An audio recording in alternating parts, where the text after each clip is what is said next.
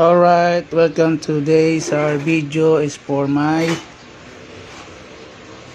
brooder grower. Ayan, buo na po ang ating brooder and grower para sa ating duckling, ang ating nagsosolong duckling. Ayan, si Peking duckling.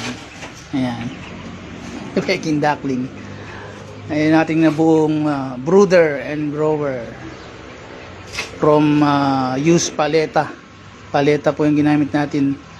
Ayan, gumastos lang ako dyan ng 500 or 600 pesos para sa net, sa mga screws o mga wood screw at iba pa.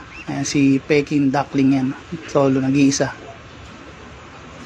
Ayan ang ating nabuong brooder and grower. Ayan, for today's video. Ayan, yun lang, may pintuan yan. 3 days in the making. Thank you so much and thanks for liking and watching. Paki-share na rin po. Thank you. God bless.